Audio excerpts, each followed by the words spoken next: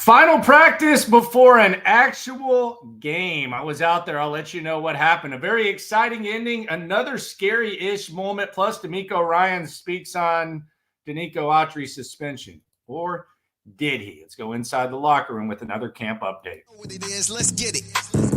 Hey, locker room. Yeah, we in the locker room. Texas talk. Yeah, you know what we about to do. Localize every angle's what we really do. We the source, we the pulse of the city too. Landlocked, got the game in the headlock. Localize every time, can't stop, won't stop. Yeah, we top two. Another day, another practice report. It is the locker room, number one source for Texans digital content. I'm Landry Locker.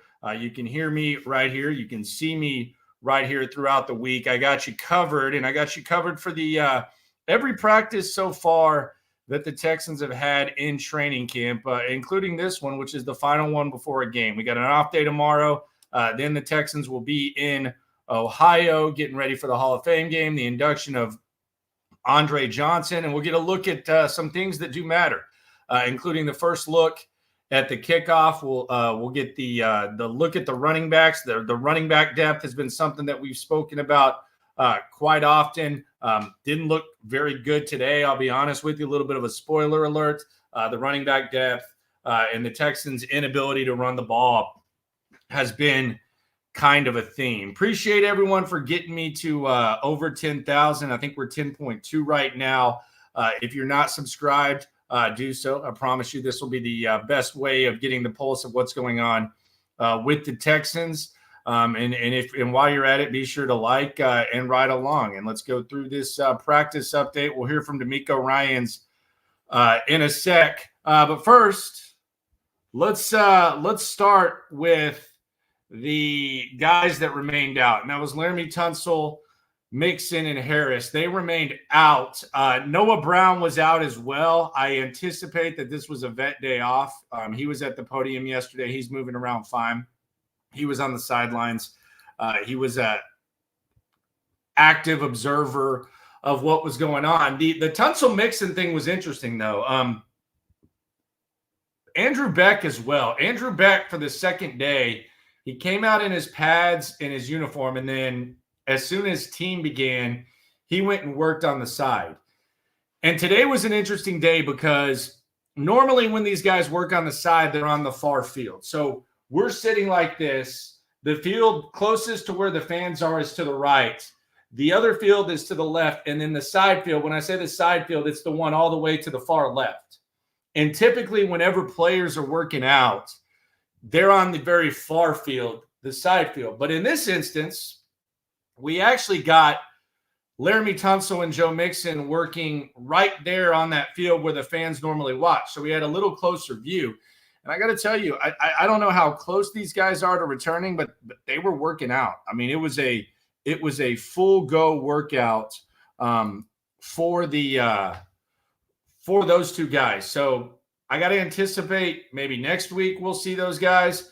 Who knows? But it was intense work, and Joe Mixon seems to be foaming out the mouth. He's one of the guys. We'll hear from DeMeco Ryans talking about the activity on the sidelines from the starters when the reserves are in. Joe Mixon's definitely one of those guys, and Laramie Tunsil has been as well. Christian Harris, didn't see him out there, but those two guys were ramping up. Andrew Beck on the side. The theme of today, the defense continues to get the best of the offense. Now, it's not as sloppy as it was a few days ago, but the defense continues to get the best of the offense. Not a bad day today, but not a great day. CJ Sroud was actually a little bit inaccurate today. It seemed like he was throwing the ball high a few times throughout practice, especially early on. He was missing guys pretty high. So not a terrible day for him, but definitely not his best. We also had the return of Case Keenum. Case Keenum yesterday was basically following around Bobby Slowick, listening in the earpiece, communicating. It almost seemed like he was going through like some sort of mental coaching reps. He returned to the field. I think we probably see a lot of Boyle on Thursday, so keep an eye on that. They started off the practice, though, with the one-on-ones. Everybody loves the one-on-ones. Everybody likes to overreact to the one-on-ones. I can already see that there is a John Mechie video that a lot of people are reacting to, almost like a double, triple move. I don't know that happens in a game, but in the one-on-ones, couple things stuck out. CJ Sroud, again, he was missing high, throwing a little bit high. You had Nico versus Lassiter on the sidelines. Lassiter knocked the ball out. Stingley versus Diggs. Diggs got the best of Stingley, but he had to work hard to do so. Petrie versus Mechie. Mechie caught an out on him. And then you had Tank versus Lassiter. Lassiter right there as well, which he has been the whole time. So not really a ton in the one-on-ones. I know the internet kind of goes crazy with those, but not really a ton. Then we had a little bit of install, which is always boring. They're basically just going through the motions, screens, all that type of stuff. They call it Indy on the board. There's 2 periods of that. I think they're about 6 or 7 minutes each, maybe 10 of install. Then we had special teams. I described it as light AF. So you can figure out what the hell that means. It was just going through the motions, basically. Just, I don't even know that Townsend was punting as hard as he could or as far as he could. And you had the typical return guys. So you expect a light practice before a game. That's pretty much what we got. Do I think Davis Mills plays at least the majority of the game? I don't. I think that Boyle plays a lot. I think they want to see what he's got. And he's kind of been the extra camp arm. So I think we might see a lot of Boyle. I don't know if that's going to make you excited or not, but I think they're going to focus a lot on the run game. They need to see, they got 7 running backs, I think, on this roster. They need to see where the depth is. They need to see which of these guys look good in actual games. And that's really the most confusing thing about watching this. And I know some of you have been some of the many who have gone out to practice and checked it out. The craziest thing about, the running backs is you don't know if this guy's going to break the tackle. A lot of times when they run upfield, would they have been gone? Like that's the hardest thing to see. And I think that's something that DeMeco's going to have to take a close look at, especially 3 down. I think they like Dameon Pierce. They're going to give Dameon Pierce the opportunity, no matter what happens in preseason, to be RB2. But they really need to figure stuff out. I think they like Dare Ogunbowale as well. He's out there quite a lot. Actually been pretty good in the receiving game. If you want me to be honest, I do think you should be able to do better when it comes to like explosiveness and depth at the running back position than being so close to having Dare getting offensive reps. But he does seem to be doing a good job in the pass game. Enzo says he's listening from LA. Appreciate you, my friend. Thank you very much for coming through. Blue Boy 9 caught the live. Good job. Where the hell you been? For sure. Who are some preseason players to look out for against the Bears? It's kind of weird because DeMeco Ryans goes extra hardo when it comes to talking about who's going to play in preseason, which is interesting. I get it in the regular season, and they push it as far as they possibly can. Maybe he just likes to stay in game mode. But I even saw on the way home, and this was minutes after DeMeco, and we'll hear it in a sec, minutes after DeMeco kind of refused to say who was going to play in the preseason. I think Aaron Wilson asked a couple times. His mentor, one of his mentors, Robert Saleh, just came out and said, yeah, I don't think Aaron Rodgers is going to play in the preseason. So I don't know what the advantage is. I actually think you could make a case that maybe you actually put some extra pressure on the guys and you can kind of see how they handle it. But I don't know. Maybe DeMeco, and I think it's possible. A lot of the most successful guys, a lot of guys who are really good at their craft, whether it's a practice, whether it's a preseason game, whether it's a real game, whether it's an attorney, whether it's a mock trial, real trial, they handle it the same way. So maybe that's what DeMeco Ryans does. He's kind of in game mode. And if he's going to ask his players to go out there and, play like it's a real game, and a lot of these guys are playing for jobs, so he doesn't even have to tell them, then maybe it's, just mentally for him, he doesn't want to go up there and say who's playing because he wouldn't do that in a regular season. I don't know. I mean, I would say that Robert Saleh probably won't do it in the regular season either. I'd also say that Robert Saleh hasn't had as much success despite having a head start on DeMeco Ryans as being a coach. So what the hell does he know, and what the hell do I know? It is the Locker Room, number one source for digital content. We're going through Texans practice as we do every day. Who will start in the place of Autry? The same guy that's been starting in the place of Autry all preseason, Mario Edwards. Mario Edwards has been starting at defensive tackle the whole time. It hasn't been Autry out there. It's been Mario Edwards. I think they anticipated this suspension. DeMeco Ryans said as much. They've known for months. So it's going to be Mario Edwards. It has been Mario Edwards. Quite frankly, Mario Edwards has looked good. I don't know what that says about the offensive line, but he had another good day today. Mario Edwards has not had a bad day. He's been really, really, really damn good. Streaming in Wisconsin, shout out to you. We're going from California to Wisconsin. Shout out to everyone that's all around, all the Texans fans all around the country. So team one breakdown, a little Nico Collins action, and it gets a little bit chippy. Hell, you know what? I don't usually do this. I'll just pull up the actual notes that I take, and we'll go through these. Let me see if I can share this. This is just on my doc. Let's see. Here we go. I think, y'all can see that. So in team one, we had Mario Edwards right off the top. He stuffed Dameon Pierce, a run for nothing. We had a Nico Collins leaping grab across the middle. He lined up to CJ's left, leaping grab across the middle. Nada again on the run game for Dameon Pierce. And then we had a Dari counter for 4, and the first team offense left the field. So then we have Davis Mills. He comes in. Dare Ogunbowale remains in the game. Dare up the middle for nothing. A pitch to J.J. Taylor to the right, -3 yards, and a penalty on the offense. Looked like it probably could have been a hold. Then a nice run by J.J. Taylor. It's a nice cutback, but again, in these situations when they're not tackling, we typically don't know whether or not it would have counted or not. Then we had a fake reverse. I think Mechie came to Mills's left, fake reverse. Pass across the middle. D'Angelo Ross, the special teams guy that they like a lot with the pass breakup. Jawar Jordan stuff. Then it got chippy. We got a little bit of chippiness. 22 versus 22. There's 2 guys on this team right now wearing number 22. One of them is Cam Akers, and the other one is Deshaun Phillips. Cam Akers kind of ran to the left. Might have taken a little exception with a little physicality from Phillips. So those guys basically got face mask to face mask, nothing intense.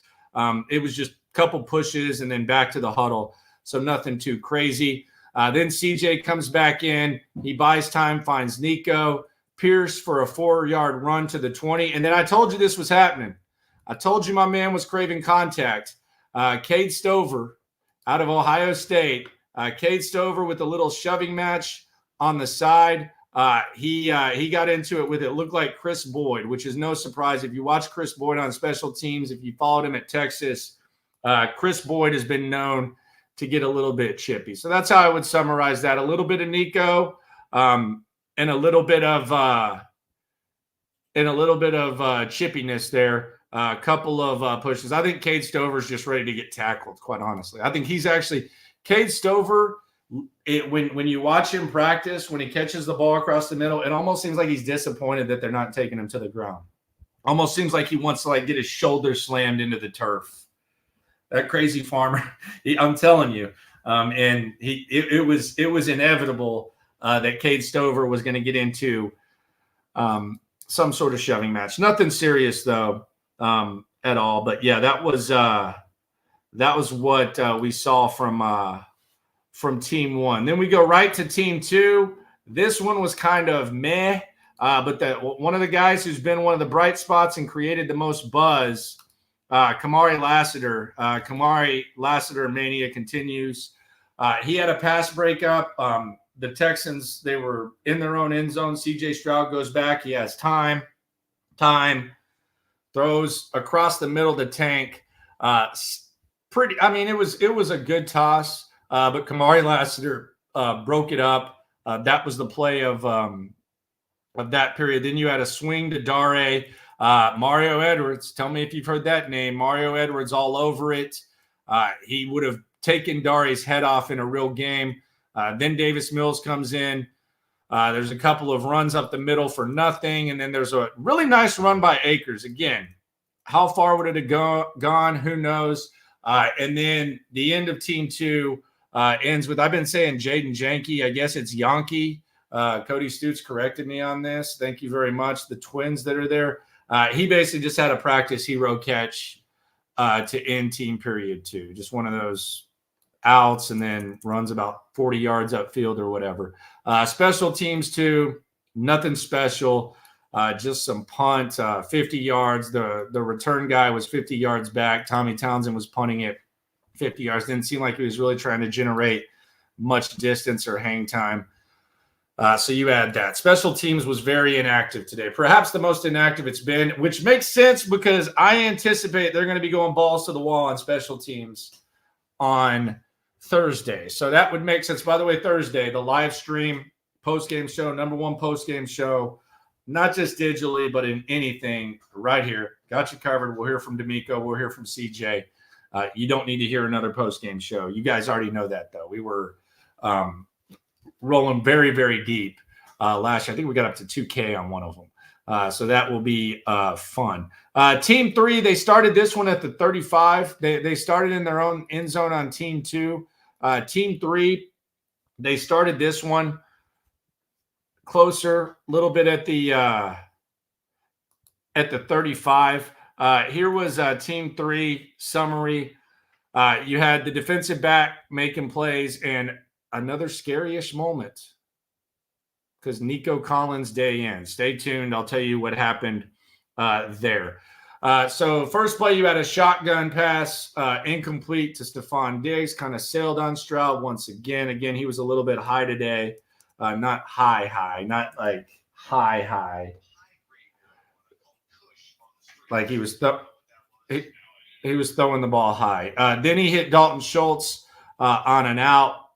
Felt the pressure, rolled out a little bit, incomplete pass. Then a play action toss to Diggs to the far left, incomplete.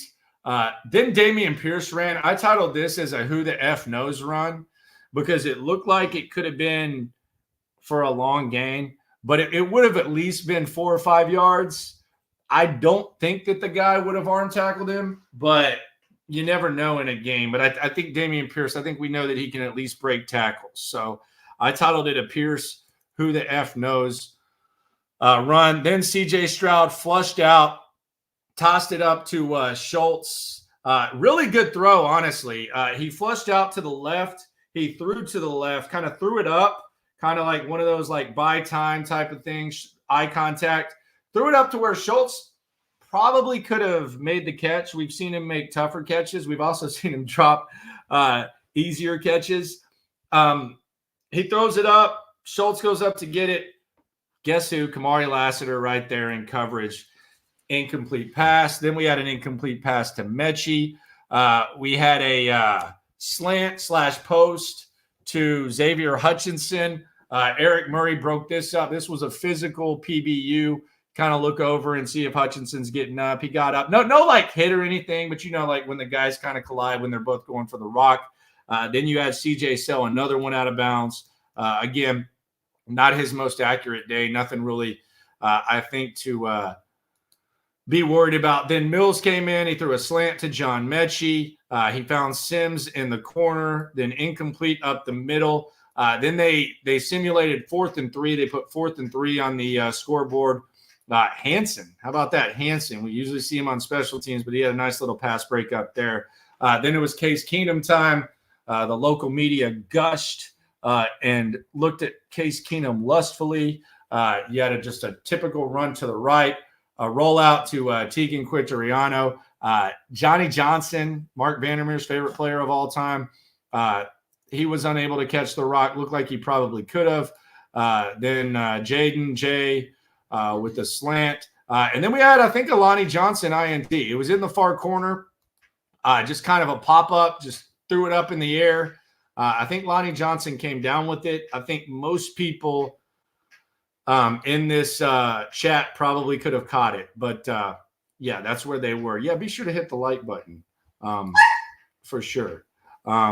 Y'all got to start liking the video. I agree with PD right there. I think so too. Not P Diddy, of course, but yeah, be sure to like it. So we had a Lonnie INT. Sroud re-enters, flushed out again, just kind of having to buy time. A Pierce run, also a flag on the offense. Another high pass by Sroud. Perhaps one of the better executed screens, and that's been an area that I feel that the offense has kind of struggled. You had a nice little sideways screen to Dameon Pierce that I think could have been a big gain in a game.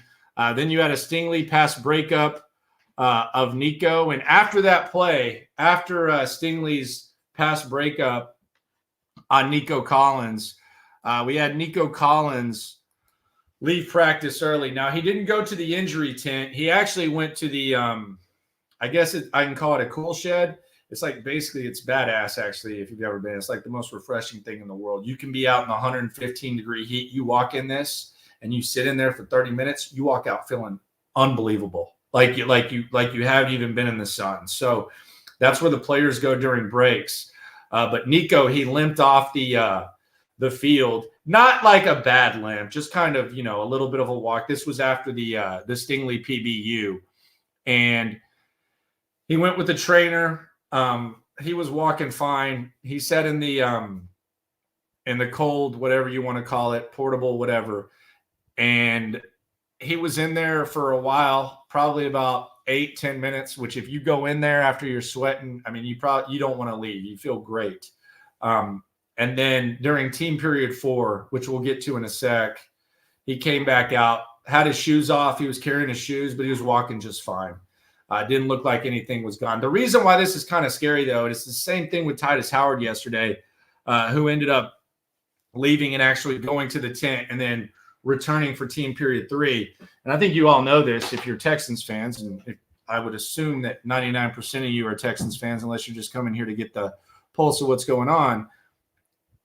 Titus Howard has an injury history, and Nico Collins before last year, when he missed a couple of games, he has an injury history. So, I mean, even if these guys are just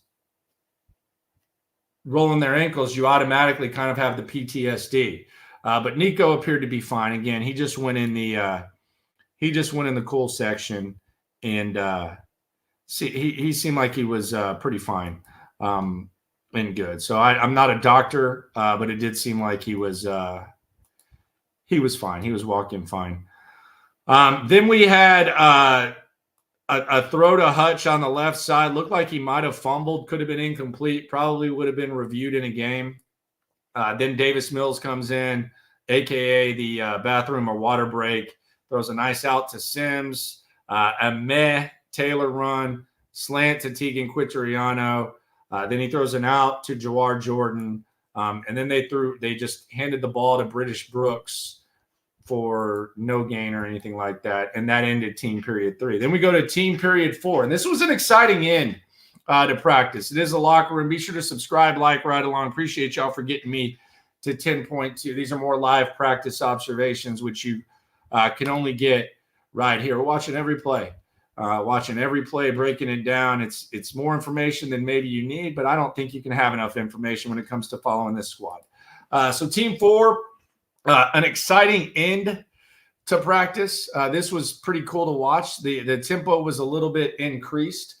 They were starting, I would say, 35-ish going to the far end zone, and it was situational. So the Texans in this period, they were actually trailing 28-24 with, I think, like a minute left. So they were kind of simulating that. Started off with Diggs across the middle. Quite frankly, I talk about the running backs and the runs and how they could be touchdowns. This might have been a 65-yard touchdown to Diggs, because CJ threw an absolute dart to Diggs. Diggs caught it. The safety actually tried to jump it. He ran past it, but it had so much on it that Diggs caught it, and he started running. He got touched on the back, but in a game, I think we might have been talking about a touchdown. And then depending on who they're playing. Like if they're playing the Chiefs, you'd be like, well, did they score too soon? Did they leave too much time on the clock? Don't know, but I do think this would have had a chance to have been housed. Then on the next play, you had a false start. You had a slant off of Diggs' hands. He was to the right of C.J. Stroud, pretty high and a lot on it. But Stephon Diggs typically catches it. Did have some tight coverage on him. I think it was Stingley, but incomplete. Then a perfect Dalton Schultz out. Then this was a really well-executed play for sure, especially when you're talking about up-tempo and you're talking about trying to come back from behind and having limited time. So it was 3rd and 6 on the scoreboard. Just a perfect out to Dameon Pierce, really, really quick, perfect out, and he immediately goes out of bounds. Couldn't have drawn that one up better. That was a really good rep that is going to – I mean, that's just textbook. Then you had Dalton Schultz on an out, a quick out to the right to Tank, a quick out to Woods, then another Tank out to the 8 with 3 seconds left. So with 3 seconds left, 1st and goal from the 8, trailing 28-24, 1 play left of practice, just 1 play. Texans got to score. C.J. Stroud either scores and they win, or he doesn't score and they technically win too because it's the Texans defense. Just kind of depends how you look at it. I always lean towards the offense though. Kind of had that mindset adjusted with the modern day NFL. So CJ Stroud goes back to pass. Stephon Diggs crosses the field, I think out of the slot. He goes to the back left corner of the end zone. CJ throws it up. Unable to connect. Game over. Practice over. On to Ohio. So those are the practice updates. The defense continues to get the best of the offense, but the offense did have some bright spots for sure. Appreciate y'all for coming through. Be sure to swarm the like button. Let's hear from DeMeco Ryans right now. DeMeco Ryans met with the media. This was DeMeco Ryans talking about DeMeco Autry. Now, he started off kind of saying, hey, I only want positive questions first. Kind of went Lovie Smith. Okay, but he eventually got to, I think he was asked by Sarge about how this changes the mindset and the approach, the suspension of DeMeco Autry. No, well, so it doesn't change where we are. What are you going to do with your – I'm sorry, go ahead. Go ahead. Very short about it. I actually think that they kind of muted the beginning of this press conference, which I thought he was kind of kidding about. Couldn't pick it up. But, yeah, he made it clear that they were prepared for this, that it doesn't change anything. Also wouldn't say who will and won't play, which leads to this question. I don't know why DeMeco keeps preseason stuff a secret. Maybe it's just a routine thing. And then you had DeMeco. I asked him about starters. You've seen Jalen Petrie. You've seen Joe Mixon. You've seen Laremy Tunsil. Like all the starters are really active participants in practice, even when they're not on the field. Is that something that DeMeco teaches or what? Here's DeMeco Ryans answering my question after practice. It seems like there's a lot of intensity on the sidelines from the starters when they're not in. They're encouraging the backups. I anticipate that might happen Thursday. Is that something you encourage, or is it just kind of a natural thing? What I want from our team, I want our team to create a tight bond where we know we're competing. Everybody's competing to make the team, but we never lose sight of helping the man next to you, right? And creating that positive energy, right? Encouraging one another, uplifting each other. That's what we're all about here. That's what our team is all about. So I love to hear the communication on the sideline from our veterans to our younger players. Like that means everything to me because I know they truly care about the man next to them and they care about their success. The last one, I said that the young guys will play. So does that mean like guys like Amari will play? You guys all see who play on Thursday. I'm not going through a list of who's playing, who's not playing. I'm not going through that list. You guys will see on Thursday who steps out there. All right, there you go, Coach. All right. Appreciate you, my man. All right, have a good one, my friend. He's not about that life, and I guess it might just be something that he's used to. As far as players at the podium, I'll be honest with you, didn't really get much from this. Kalen Bullock was up there. Don't really know what to ask him yet. Davis Mills was up there, okay, and then John Mechie. Man, there's local media gushing over that. So I really wasn't into the podium today. Now, football season is returning, and I know there's a lot of things that go with football. Some would say beer goes with football. Some would say food goes with football. Others would say gambling goes with football. And I'm starting to think maybe we should bet on this Hall of Fame game. BetUS actually has the lineup, and I'm pulling this up. I'm seeing this as you're seeing it. They got the Texans -1.5 right now. Now, we don't know if Caleb Williams is going to play. The over-under is at 32. Some people say, why would you bet on preseason? My answer is it all pays the same. It all pays the same. So I'm kind of looking at this, and I'm thinking, you know what? The Texans got a lot of wide receiver depth. They got a lot of competition. Might have to take the Texans -1.5. I'm enjoying these BetUS lines. They got every player prop as well, which is really, really wild. The Joe Mixon run total, I think it's near 850. You can get like 40-1 odds for Kamari Lassiter to win Defensive Rookie of the Year. So I might make a wager for sure on the line. Might even take some people say bet the under in the preseason. I might take the over. I think we might need to lean over on this. So over in Texans, I'm leaning. Got a whole day to figure that out. Is it degenerate activity to bet on the Hall of Fame game? I'm going to ask y'all, should we bet on the Hall of Fame game? Appreciate everyone for coming through. Be sure to subscribe, like, right along. Okay, so I guess Caleb Williams is officially not playing, so they're going to go with the backup. So, yes, Texans -1.5. Let's hammer it. Let's absolutely hammer it. 100% hammer. At least 100 on it. Appreciate y'all for coming through. Those are the practice obs. Night stream tonight, off day tomorrow, video dropping in the morning, and the night stream before the game. And then we're going to have the post-game show, and it's going to be a lot of fun. Football season is here. We are 2 sleeps away from a game. Be sure to subscribe, like, right along. Always remember when it comes to this Texan stuff, whether you're gambling on preseason or not, and whether Nico Collins is practicing or not, and whether DeMeco Ryans wants to say whether or not the players are playing in a preseason game. When it comes to this Texan stuff, we're all in it together. Thanks for coming through. Yeah, we top 2 and we not too plugged in daily digital on YouTube. We got taste for days, opinions to give, we got takeaways. If it's up, then it's up. We #1. You don't need to try your luck. Locker room, yeah, we in the locker room. Texas talk, yeah, you know what